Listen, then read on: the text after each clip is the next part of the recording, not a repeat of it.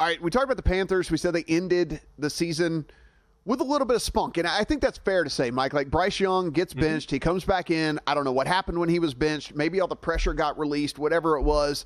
Like, your first pick overall, you're failing. He comes back in, looks like a decent NFL quarterback.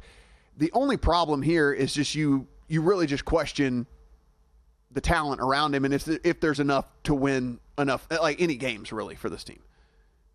Yeah, I mean, that's the big question. Are we going to see another improvement from Bryce Young during the offseason? We're going to see him make a secondary leap after what we saw when he came back into the game. And then what's this defense going to look like? This has been the worst run defense in football for back-to-back years. They can't stop the pass either. It's not good. And so it's what are you going to get from this Panthers defense in the offseason? We're seeing some money coming on them to the over here. So there's 6.5 from the win total perspective, -125 to the over. You kind of go up and down the schedule, and it feels like a fairly flat schedule. Like, I don't have any areas circled where I think they're in a ton of trouble, but there's not any areas where, like, well, there's a 3 or 4 game win streak either.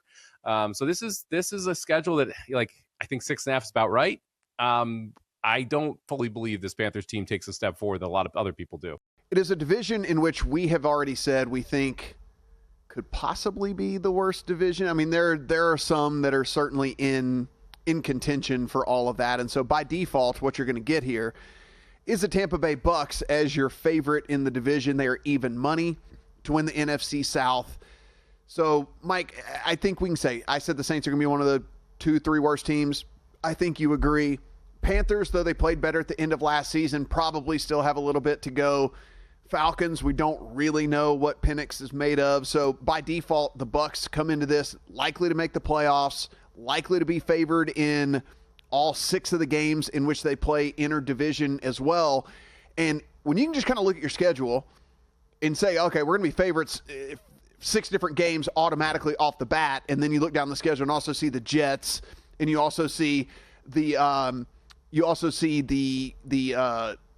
Falcons a couple of different times there late in the season. I think what you're looking at is a team in the Bucks where if this stretch after week 12 with the Rams, Cardinals, Saints, Falcons, Panthers, Dolphins, Panthers. Now, you're a Dolphins fan. We'll talk about the Dolphins a little bit later, but you're looking at 1, 2, 3, 4, 5, 6 straight games to end the season in which you're going to be probably favored in all of them. Maybe not at the Dolphins in week 17, but they won't be big dogs for sure. Oh, they'll be favored at the Dolphins in week 17. We don't have to talk about the Dolphins if you don't want to, man. I'm fine with skipping over them entirely here. That's my outlook on the Dolphins. So you think 6 straight games in which they're favored to close the season out? Yes, I think they'll be favored in all 6 of those games. They're 2.5-point favorites at the Falcons in week 1, so they're definitely favored at home against the Falcons there. I don't see them being a dog to anyone else except maybe the Dolphins, but again, we'll get to this Dolphins team and the schedule and the outlook for them here in the upcoming season. We go through the AFC East, but I do expect they're favored in all those 6 games. If anyone is competing for the division, in my mind, it's the Falcons, and Penix is able to make that offense click and move the football. The defense is decent. They made some upgrades in the offseason. So this is the most likely division winner. That's why you're sitting and seeing them at even money. It's hard to really create a narrative around the Panthers and say they're going to be able to improve enough to become a division threat. And then you look at the Falcons, and it's like we don't fully know what we're going to get from them. So logically, I think everything with this Buccaneers team makes sense. If you do see the Panthers struggle, I think playing Tampa after week 12 makes some sense to win the division, to be able to look at a situation where you can play them to make the playoffs, depending on what the prices are there. But this is a team I'm more likely to bet game to game. Falcons, a team really tough for me to handicap, Mike. I just don't know about anything about Michael Penix, right? I mean, the small sample size that we saw, I think he was fine. Win total sitting at 7.5 right now. You open at the Bucks. We just talked about that. They're 2.5-point dogs to the Bucks at home. You're going to go on the road to the Vikings, and then you're at the Panthers. So you get a game where you're a dog at home, followed by 2 road games, then followed by a game against the Commanders that we know is going to be a hard game as well. And then you go into the bye at week 5. Could they be 0-4? Maybe. I mean, I don't think it's out of the realm of possibility. Yeah, it's not. I mean, this is a schedule or a calendar invite team to me. Week 7, they take on the 49ers. After that, you've versus Dolphins, at Patriots, at Colts, versus Panthers, versus Saints, at Jets, versus Seahawks. It's a lot of winnable games if they're a decent football team, Matt. Like this is a team that could rip off quite a few in a row once they get past that Bills-Niners stretch. Mike, as I scroll down, we talked about 2.5-point dogs to the Bucs. 4.5-point dogs to the Vikings. They are 1.5 dogs to the Panthers. They're in week number 3, and then 3.5-point dogs to the Commanders. They will be dogs in the first 4 games as they head into the bye there. We have no idea if J.J. McCarthy's any good or not. I mean, like, you know, and he will still be a rookie. He has at least been in the league, so he's been around the system. He's been around the players. He's, you know, all of that. Was on schedule to be the starter in week 1 for them and all of those different things. But you know, it's probably a team I'm going to have to fade until I get some sort of sample size here. I mean, like, if you're wondering, they're at the Bears, Falcons, Bengals, Steelers, Browns until they get a week 6 bye to start things off. Then a really, really rough stretch of Eagles, Chargers, Lions, Ravens from 7 to 10. I mean, that could be the end of their season by week 10, Mike, if J.J. McCarthy takes a while to adjust to the NFL, right? I mean, like, we could be looking at this Vikings team being dead by week 10. Yeah, I think the week 6 bye is good for them. At least they have a bye before those 3 games. This is a team that has an advantageous schedule from the international perspective. Both the Steelers and Browns game are considered road games. So They play 2 neutral site games that would have been road games had they not been on neutral. So that's a positive. They also play 4 standalone games in the first 5 weeks, Matt. So we're going to get to see J.J. McCarthy in primetime right out of the gate in these standalone spots. You mentioned, like, I feel like this is almost an unhandicappable team because if J.J. McCarthy is good, the ceiling for this team is 13 wins. Yeah. If J.J. McCarthy is bad, the floor for this team is 5. It's just so the bell curve is so wide because you don't know. And I love KOC from a head coaching perspective. I do think that he is one of the best people in the NFL to groom J.J. McCarthy. And we saw him do wonders with Sam Darnold last year. But like, I don't know. And because the outliers are so crazy here, if I believed or hated the Vikings, I'm playing alt lines from a win total perspective. I'm never playing 8.5. I'm playing over 10.5 or under 6.5. I'm never playing 8.5 because I just want a better plus money price for a team that I think has a very wide range of outcomes. Even though they went 4-13, we're looking at an 8.5 preseason win total here on this team. And maybe a little aggressive, but then you look and see this schedule, and boy, a bunch of soft landing spots, a bunch of places you really like where they are sitting. I mean, Raiders, Dolphins, Steelers, Panthers to open the season. I know you don't like talking about your Dolphins. We don't know who's playing quarterback for the Steelers. Raiders in week 1, got to feel pretty good about that with the Raiders going across the country there. I mean, less of an impact in week number 1, but still making the trip over there. Home game, and then the Panthers at home in week 4. Are we going to be talking about a 4-0 New England Patriots team?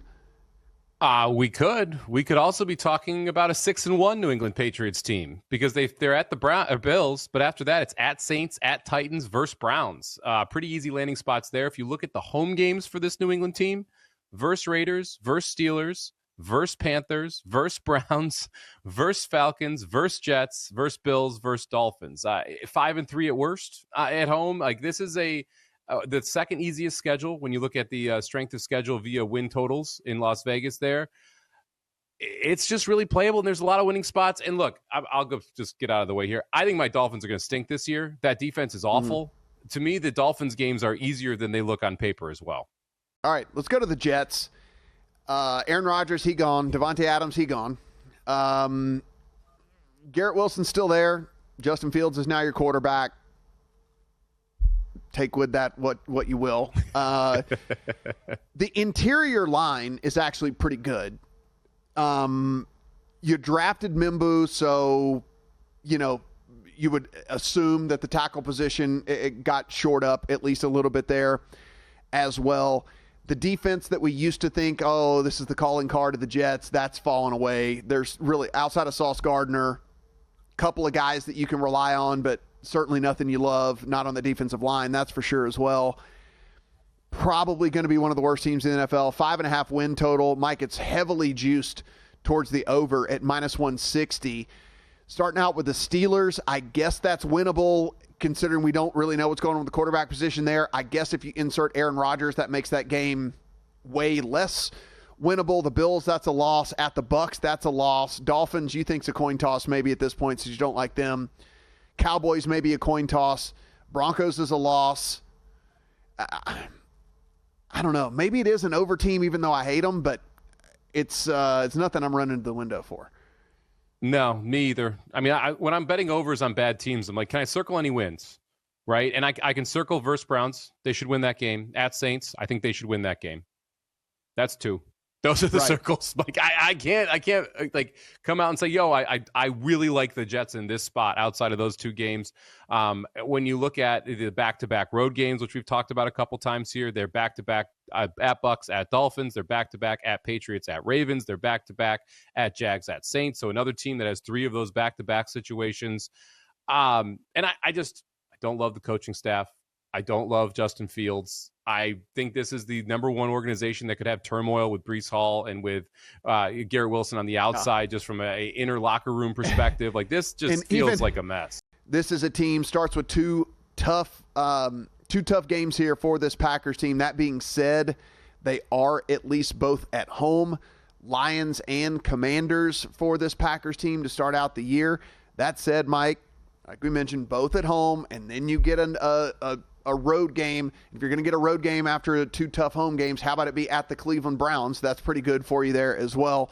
At the Cowboys, and then them also with one of these early buys in week number 5 coming out of that into a Cincinnati Bengals game. So Packers going to be tested early here with Lions and Commanders on their home turf at least. But boy, sure, if you're a Packers fan, you're a little jittery about that. Maybe you wanted to see one of those Browns or Cowboys names in one of the weeks 1 or 2.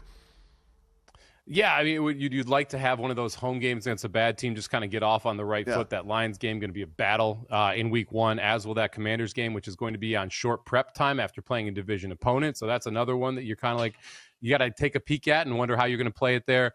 This is a schedule that I think could get a lot tougher toward the end of it. I mean, you look at, like, let's say the Bears are good, Matt. Mm-hmm.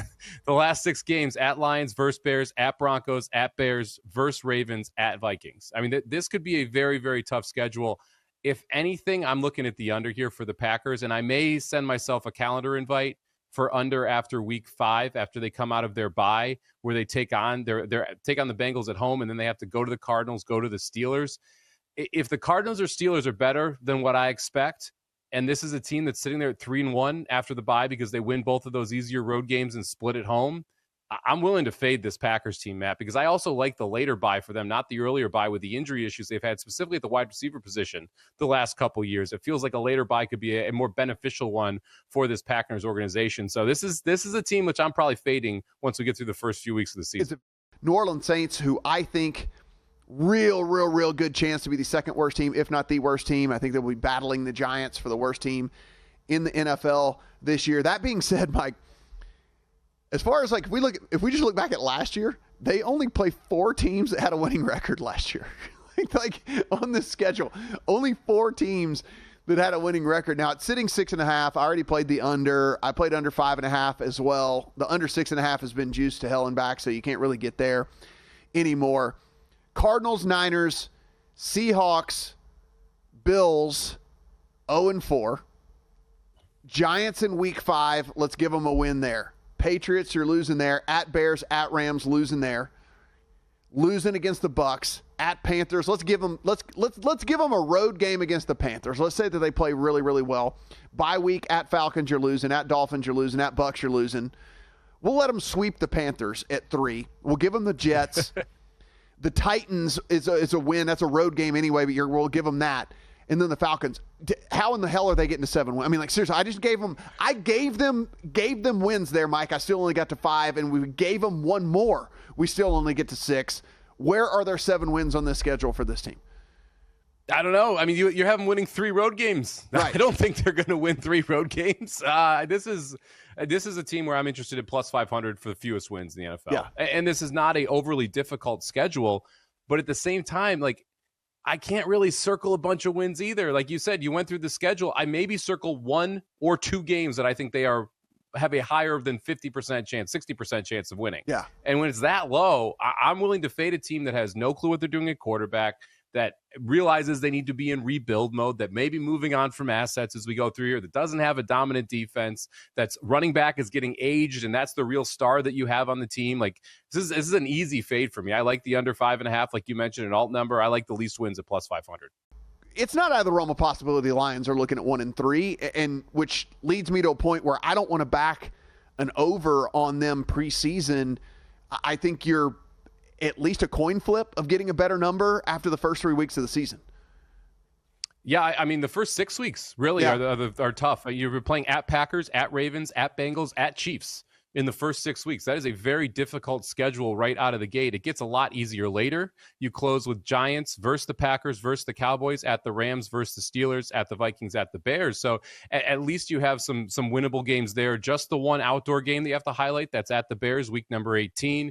The Rams are in LA, no problem. Vikings an indoor stadium, so you don't have golf going outside late in the season on this schedule. You do have the Commanders and Eagles week 10, 11, but that's like early November, mid-November, so you may avoid the weather spot there. This is all about this early season schedule for the Pack or for the Lions and what they're able to do on the road, and it's a concern for me that you have to go through this early season schedule with a new OC and a new DC, because that often can cause trouble, especially on those road games. Yeah, Mike, that is I just made my second calendar reminder, and guys, I guess I'll probably post these on Twitter when things are all said and done. But Lions week 6 as well, because you could be looking.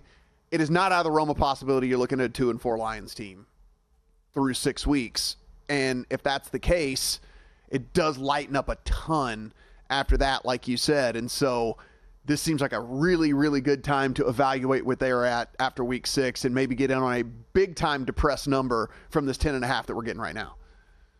Yeah, I'm going to be very interested to see what the defense looks like, if they have any pass rush outside of Hutchinson, who's coming back here, and what he looks like early in the season as well, coming off that major injury. If they lose to the Bears at home in week 2, this could be a 1-5 Lions team.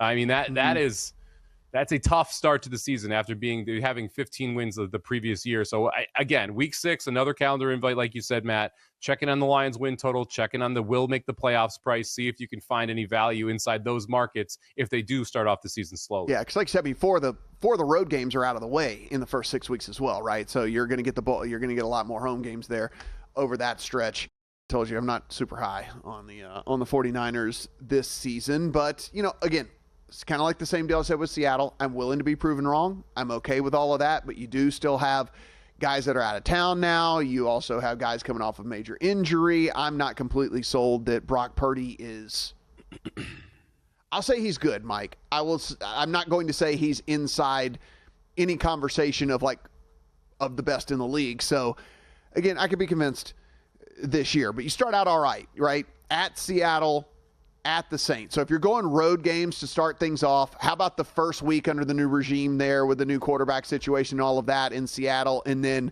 you go on the road to one of the 3 worst teams in the NFL at the Saints. So you start out pretty well there. We like the Cardinals a little bit better in week number 3, but then you get the Jags in week number 4.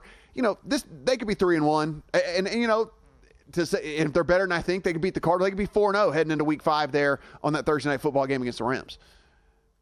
Yeah, they definitely could be. And this is the tough part about this 49ers team. I am lower on them from a talent perspective this year than I have been the previous 2 years. However, this is by far the easiest schedule in the NFL when you compare it from a win totals perspective. Easily the number one schedule to have.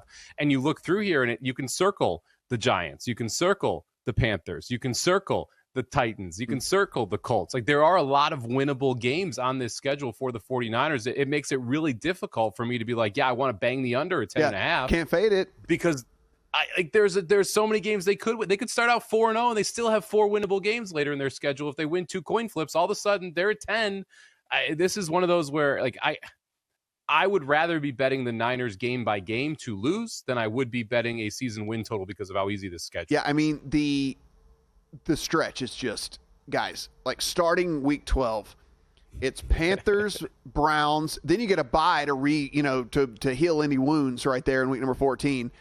Titans, Colts. Now we like the Bears a little bit better, but who knows again by then. Bears, Seahawks.